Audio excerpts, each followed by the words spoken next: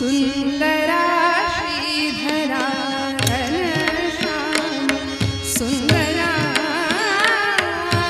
घनश्याम सुंदरा श्रीधरा अरुणोदय झाला उठी लवकर वनवाई उठी लवकर वनवाई उदया गणी मित्र आला घनश्याम सुंदरा सुगंधयुक्त वारं त्या द्वारकेमध्ये वाहते आणि अशा पहाटेच्या प्रसंगी त्या द्वारकेमध्ये भगवंताचा एक निष्ठावंत भक्त आला बरं पहाटेच्या वेळी रथामध्ये बसून आला आणि रथामध्ये स्वार झालेला तो क्षत्रिय द्वारकेच्या प्रवेशद्वारातून आतमध्ये प्रवेश केला मात्र रथातून खाली उतरला का भगवंतावर प्रचंड सद्भाव होता निष्ठा होती म्हणाला भगवंताच्या द्वारकेत आपण आलोय रथात बसून कसं जायचं रथातनं खाली उतरला कशी होती द्वारका नारदीय कीर्तनामध्ये साकी नावाचं एक वृत्त आहे कशी होती द्वारका जुन्या कीर्तनकारांनी वर्णन केलंय अमरावती समाना द्वारावती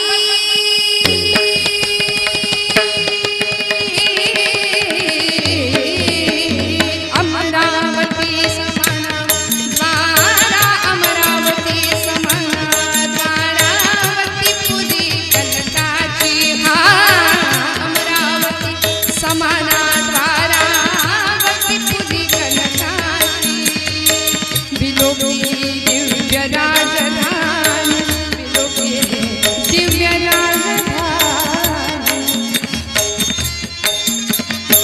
विलोकी दिव्य राजधानी विलोकी दिव्य राजधानी विलोकी दिव्य राजधानी विश्वाचा जनकाची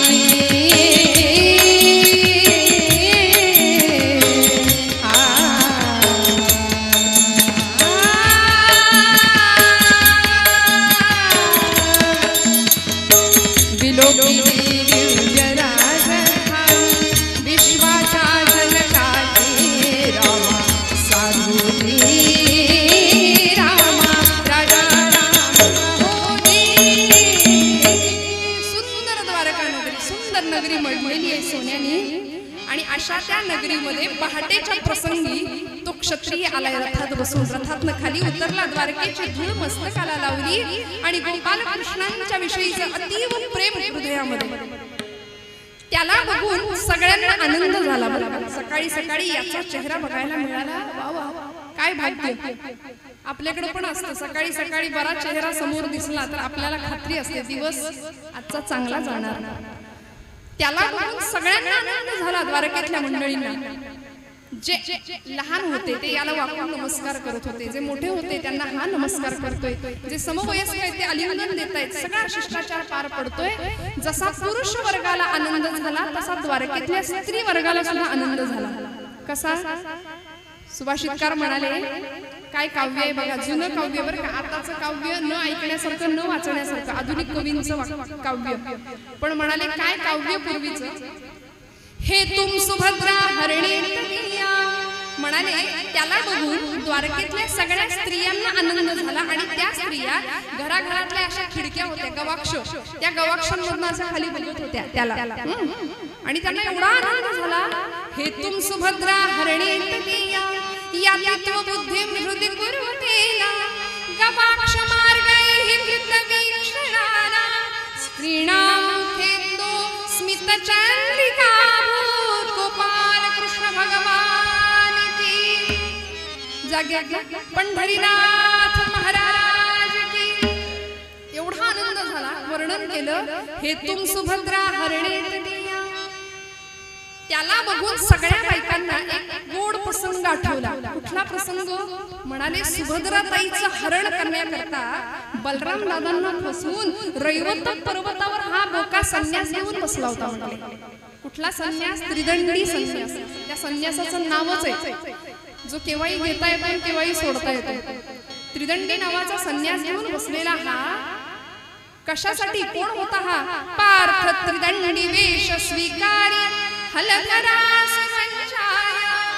बलराम दादांना फसवून बसला होता तिकडे. कोण होता तो? अर्जुन, पार्थ. त्याला बघितलं आणि सगळ्यांना त्या गोड प्रसंगाची आठवण झाली आणि सगळ्या स्त्रिया हसल्या. कशा? आता सुभाषितामध्ये वर्णन केले बघा. म्हटलं पूर्वीच्या पंडिती काव्यांचं लक्षण किंवा विशेषण काय होतं ते म्हणाले, गवाक्ष मार्गैहि कृतवीक्षणाना स्त्रीणां मुखेन्दोस्मित चंद्रिकाभूत. आता ऐका बरं, त्या गवाक्षांमधून चंद्रिकेचं चांदणं पाझरलं असं म्हणाले. चंद्रिका कोणाला म्हणायचं? प्रतिपदेची जी चंद्रकोर असते की नाही तिला चंद्रिका म्हणतात. स्त्रियांना एवढंच हसणं शोभतं, चंद्रिके एवढ्या दंतपंक्ती दिसतील एवढंच हसणं म्हणाले स्त्रियांना शोभतं. पौर्णिमेचं चंद्र नाही. असं काही बोललं की स्त्री मुक्तीवाले माझ्याकडे भांडायला येतील, तसं काही नाही. हसावं पण पूर्वीच्या काव्याचं एक लक्षण सुभाषितकारांचं म्हणणं की एवढंच हसणं शोभतं म्हणाले, चंद्रिके एवढ्या दंतपंक्ती दिसतील. बरं, त्या स्त्रिया हसल्या त्याला बघून आनंद झाला आणि असं आनंदी वातावरण त्या द्वारकेच्या पहाट प्रसंगीचं. तो अर्जुन भगवंताबद्दल असीम निस्सीम श्रद्धा मनामध्ये भगवंतांना भेटायला आलेला आहे. द्वारकेमध्ये चालत चालत चालत समोर आला, महालाच्या महाद्वारापर्यंत आला आणि तिथे उभ्या असलेल्या द्वारपालाला सांगितलं, काय रे गोपाल कृष्ण उठलेत का म्हणाला. द्वारपालाने सांगितलं, नाही महाराज अजून झोपेतच आहे. मग म्हणाले, मी त्यांना भेटूनच जाणार आहे, तू असं कर, हा माझा रथ घे आणि त्या तिकडे नेऊन उभा कर म्हणाले. तिकडे म्हणून हात केला तर अर्जुनाला आधीच तिथे एक रथ आलेला दिसला होता. कथा आपण जाणत असाल. आधीच एक रथ आलेला अर्जुनाने पाहिला. अर्जुनाने त्या द्वारपालाला विचारलं, म्हणाला माझ्या आधी इथे कुणी आले का? द्वारपाल म्हणाला, हो महाराज, दुर्योधन महाराजांचा रथ आहे. बघा मंडळी, लोक काही आजच राजकारण हुशारीने खेळतात असं नाही.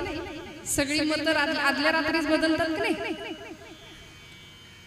5000 वर्षापूर्वीचं राजकारण लोक किती हुशारीने खेळत होते. गुप्तहेर खातं असं जबरदस्त होतं. अर्जुन येणार हे कळालं दुर्योधनाला. आताही खाती असतात पण खातात आधी. दुर्योधनाला कळालं मात्र दुर्योधन अर्जुनाच्याही आधी मध्यरात्रीच कृष्णाला भेटायला द्वारकेत हजर. आता दुर्योधन आला होता तेव्हा काय घडलं? भगवंतांच्या महालामध्ये दुर्योधनाने प्रवेश केला. केल्याबरोबर समोरचं दृश्य बघितलं. शयनागारामध्ये मंचकावर गोपाल कृष्ण छान आरामात पहुडलेत, झोपी गेले आणि झोपेचं सोंग घेतलेल्या उठवता येत नाही. दुर्योधन विचार करतोय की हा कृष्ण झोपलाय, उठेपर्यंत मला वाट बघावी लागेल, मग त्यासाठी मला बसावं लागेल. किती वेळ ताटकळत उभं राहू, कुठे बसावं म्हणून जागा शोधू लागला. झालं असं, पायाकडच्या बाजूला बरीच जागा होती गोपाल कृष्णांच्या, पण तिथे बसायला याचा अहंकार आडवा आला. डोक्याकडच्या बाजूला थोडीशी जागा होती, पण मनात विचार करतो मी पायाकडे का बसू का? कारण मी हस्तिनापूरचा भावी सम्राट, हस्तिनापूरचा राजा, मी याच्या पायाकडे का बसू? कारण हा कोण? हा गवळ्याचा पोर साधा. हा आज कृष्ण झाला, द्वारकाधीश झाला, द्वारका स्थापन केली, पण आज असा बाहेरून काळा आहे तसा आतूनही काळाच आहे म्हणाले. नावाप्रमाणे कृष्णच आहे, काळाच आहे. याच्या पायाशी मी बसणार नाही म्हणून उशाकडे बसला. आणि झालं असं, तुम्ही म्हणाल तुम्हाला कसं कळलं नेमका तो कुठे बसला? मी परत मोरोपंतांचं नाव घेते. मोरोपंतांनी आर्या लिहिली आणि त्यांनी फोटो काढला त्या प्रसंगाचा, शब्द फोटो काढला, बरं शब्दचित्र काढलं आणि काय म्हणाले? प्रभूच्या शिराकडे जो, प्रभूच्या शिराकडे जो स्वमहत्वास्तव बसे अकवी मानी. अकवी म्हणजे निर्बुद्ध थोडक्यात, आणि मानी म्हणजे घमेंडखोर. प्रभूच्या शिराकडे जो स्वमहत्वास्तव बसे अकविमानी. होईल काय हंस, होईल काय हंस ब्रह्म्याच्या बैसला बकविमानी. राम राम हरे हरे राम राम राम राम हरे हरे राम राम राम राम सीतापते राम राम राम राम रघुतम राम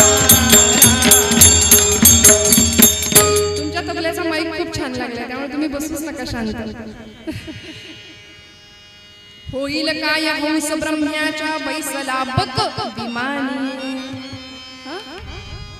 बगड्याला कोणी हंस म्हणेल का? माईकही सुंदर आहे आणि हातही सुंदर आहे बरं का. तुम्ही हसलात असा अर्थ घेऊ नका. त्यामुळे आहे तर आपण सेवा करूया ना शेवटपर्यंत. बगड्याला कोणी हंस म्हणत नाही. मोठ्या जागी बसला म्हणून कोणी मोठा ठरत नाही. उंच जागी बसला म्हणून कोणी उंच ठरत नाही. दुर्योधनाला कळलं नाही मोठेपणा कुठं जपावा. तो भगवंतांच्या उशाकडे बसला.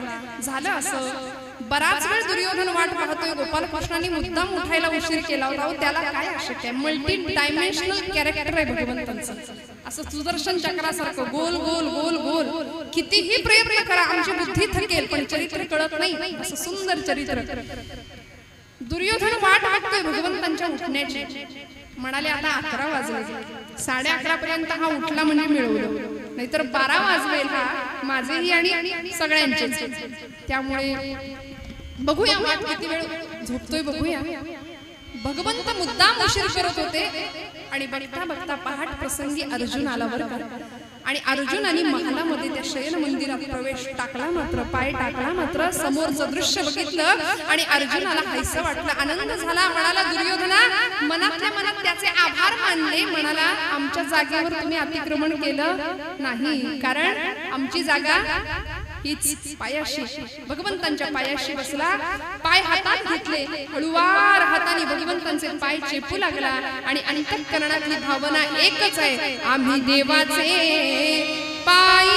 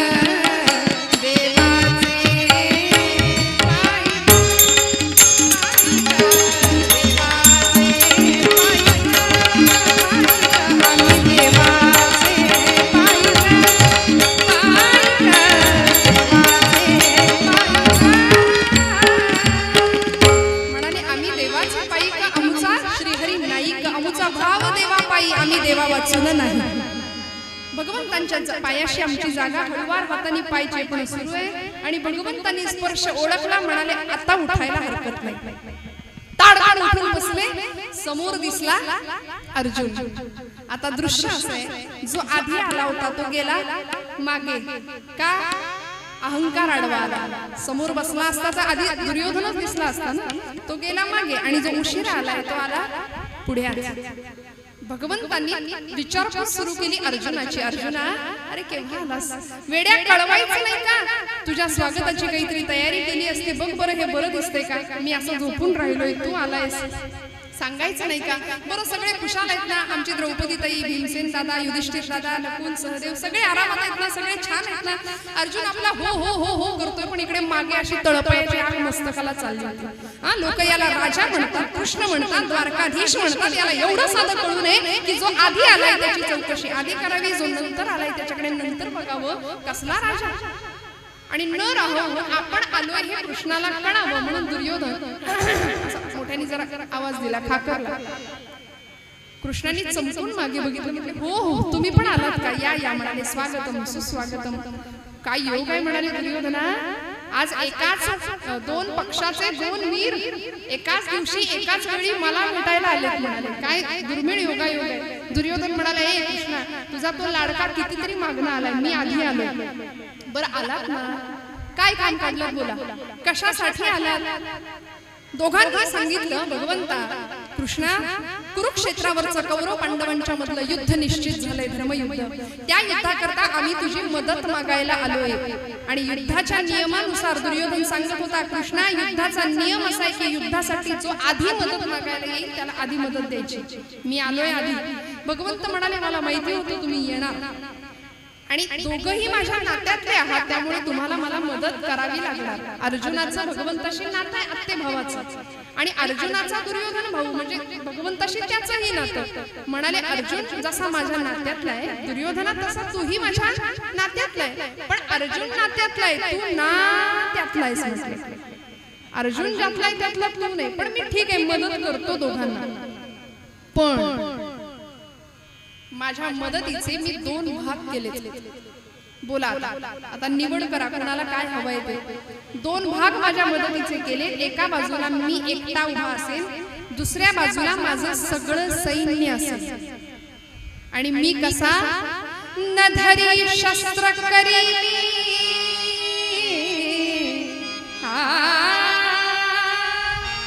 गोष्टी सांगेन युक्तीच्या चार. मी हातात शस्त्र धरणार नाही.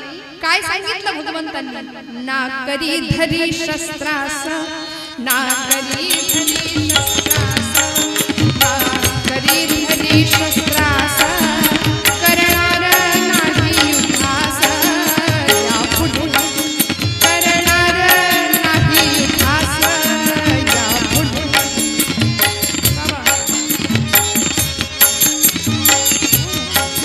सांगेन 4 गोष्टीस, 4 गोष्टीस सांगेन, सांगेन, सांगेन, सांगेन,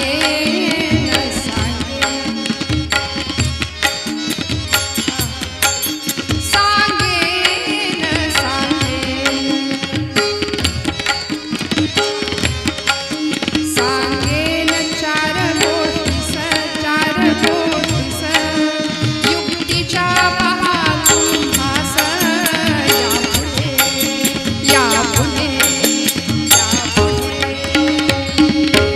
म्हणाले, 4 गोष्टी युक्तीच्या सांगेन. मी हातात शस्त्र धरणार नाही, युद्ध करणार नाही. एका बाजूला मी एकटा, दुसऱ्या बाजूला माझं सगळं सैन्य. बोला कोणाला काय हवंय ते. दुर्योधन तयारच होता. मनात विचार करतो, हा हातात शस्त्र धरणार नाही, युद्ध करणार नाही. तिथं काही पंक्ती वाढायच्या, सत्यनारायणाची पूजा आहे. म्हटले हातात शस्त्र धरणार नाही, याचा उपयोग काय युद्धासाठी. त्यांनी ठरवलं, कृष्णा मला सैन्य दे, तुझं सगळं सैन्य दे. भगवंतांनी अर्जुनाला विचारलं, देऊ देऊ ना. बघ अर्जुना, तुला संधी देतोय, तो मागतोय सगळं सैन्य, देऊ त्याला सैन्य. अर्जुन म्हणतो, देवा कशाला आता घटना दुरुस्ती, घटना दुरुस्ती घडलंय नाही, एकदा मागितलंय त्यांनी, माझ्या मनासारखं झालंय, बदल करू नका, बदल करू नका, देऊन टाका म्हणाले त्याला सैन्य. आणि अर्जुन मनामध्ये समाधान वाटतंय. भगवंत दुर्योधनाला म्हणाले, दुर्योधना घे सैन्य, घेऊन टाक. दुर्योधन निघाला, सैन्य भगवंतांचं घेतलं आणि निघाला. आता भगवंतांच्या समोर अर्जुन आहेत. अर्जुनाला भगवंत विचारतायत, देवा अर्जुना, तुला मी संधी दिली होती, तू सैन्य का नाही मागितलं, मला घेऊन काय करणार, मी हा असा रिकामा, हातात शस्त्र धरणार नाही, युद्ध करणार नाही, सांगितलंय तुला. अर्जुन म्हणतो, देवा तुझ्याशिवाय आम्हाला कुणीच नकोय, आम्ही देवाचे पायिक, आमचा श्रीहरी नाईक, अंतरीची घेतो गोडी, पाहे जोडी भावाची, देव सोयरा सोयरा, देव सोयरा जीवा दिनांचा, तूच आमचा सखा आहेस, तूच आमचा नातेवाईक, तूच आमचा जीवलक सोयरा आहेस, तुझ्याशिवाय कुणी नको म्हणाले, कुणी नको म्हणाले. आता निघायचं, मग निघायचं. हो म्हणाले, उशीर करू नका, आता 11:30 वाजत आले असतील, त्यामुळे वाजून गेले, उशीर करू नका म्हणाले. नाही, वेळेत आहे, उशीर करू नका म्हणाले. चला लवकर निघूया. रथ जुंपला, रथाला घोडे जुंपले, अर्जुन रथाचं सारथ्य करतोय, गोपाल कृष्ण रथात बसले. आणि काय मनात आलं भगवंतांच्या, म्हणाले, अर्जुना मी येतो तुझ्या बरोबर, पण तुझं ते युद्ध किती दिवस तिकडे चालेल, मला तुझ्याकडे किती दिवस राहावं लागेल याची काही कल्पना नाही. आमच्या मंडळींपैकी कुणाला घेतलं तर तुझी काही हरकत नाही ना म्हटलं. अर्जुनाला पंचाईत पडली, म्हणाला घ्या, पण एकीलाच कुणाला तरी घ्या. कारण तुमच्या मंडळी म्हणजे 16,108 आणि त्यांना सगळ्यांना जर घेतलं तर सैन्यासाठी आणलेलं ते सगळं मंडळींवर खपायचं म्हणाले. त्यामुळे आपल्या एकीलाच कुणाला तरी घ्या. कुणाला घेतलं? भगवंत म्हणाले तू सांग कुणाला घेऊ. अर्जुन पटकन म्हणाला देवा सत्यभामेला घ्या, सत्यभामा देवींना घ्या.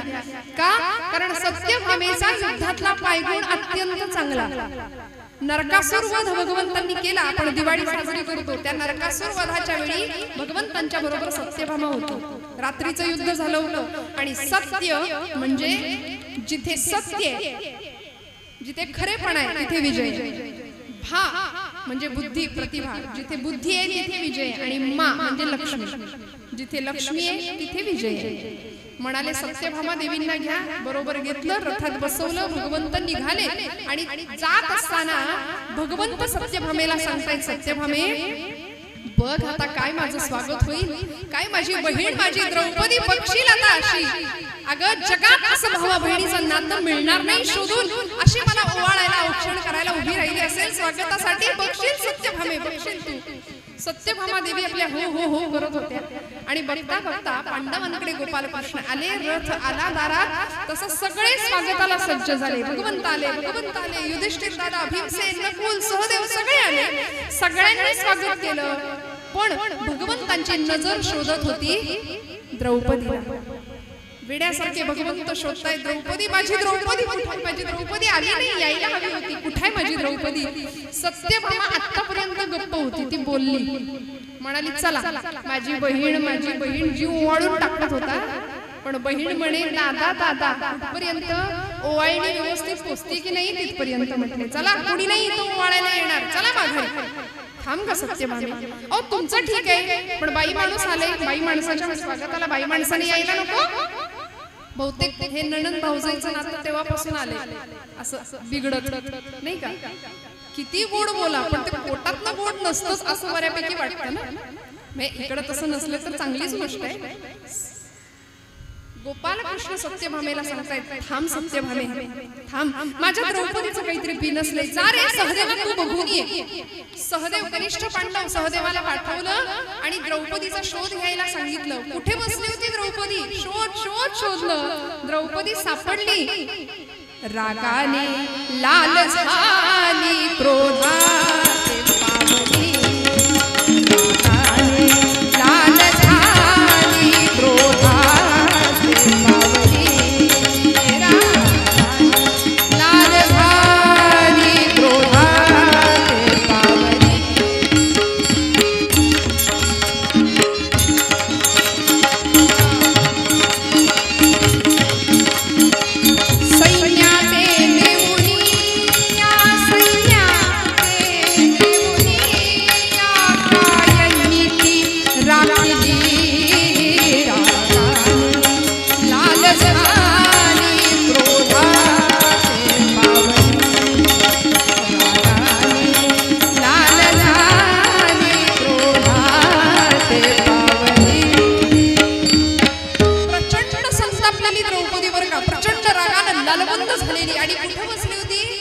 क्रोधागारात जाऊ. पूर्वीच्या काळी असं होतं राजा राजवाड्यांमध्ये, राग आला की बसायचं ठिकाण वेगळं, आनंद झाला की बसायचं ठिकाण वेगळं. राग आला की द्रौपदी बसली कुठे? क्रोधागार. क्रोधागार. आता काय, आता सगळं घरच क्रोधागार झाले.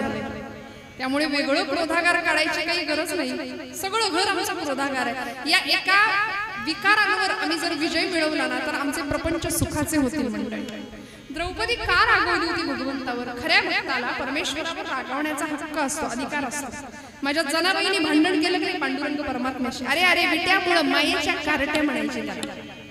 नामदेव महाराज म्हणायचे भक्त कैवारी होशी नारायणा, बोलता वचना काय लाज, तुला लाज वाटते काय माझ्याशी बोलायला? भांडण केलं भक्तांनी पांडुरंगाशी. द्रौपदीचं भांडण होतं भगवंतांशी. का?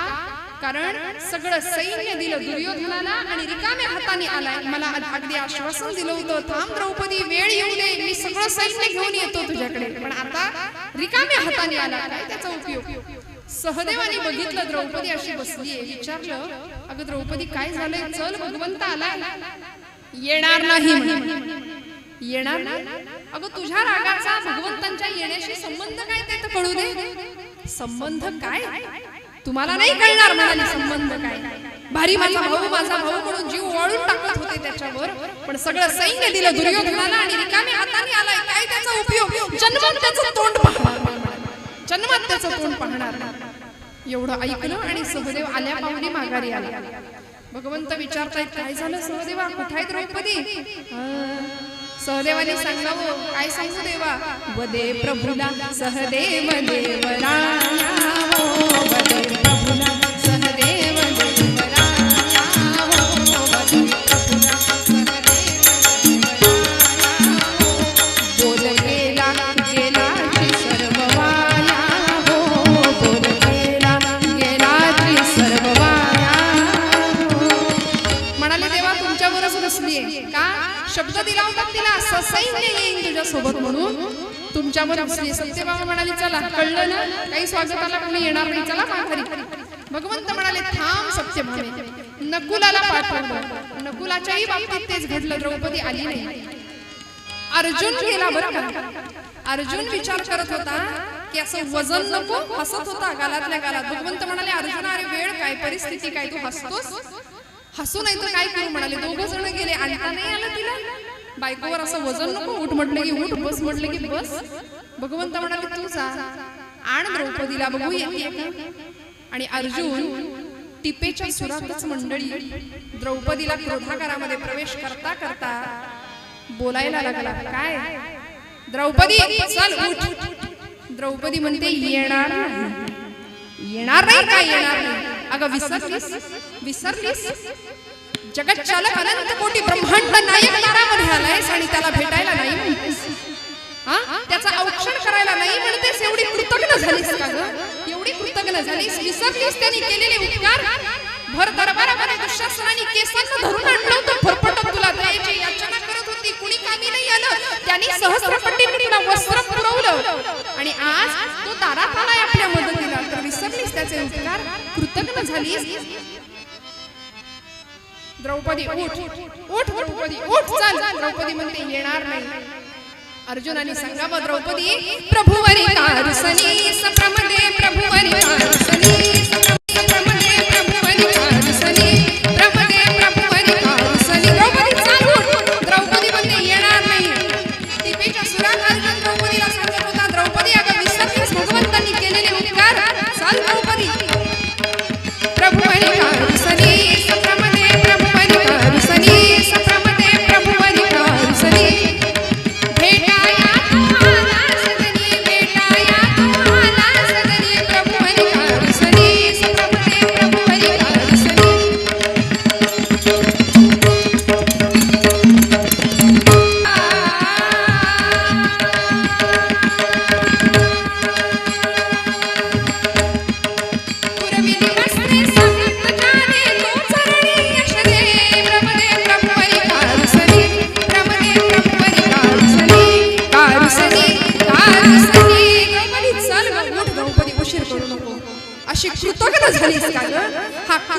शब्द ऐकला मंडळी द्रौपदीने आणि डोळ्यात खळखळ अश्रुधारा वाहायला लागल्या हो आहे मी कृतज्ञ म्हणाले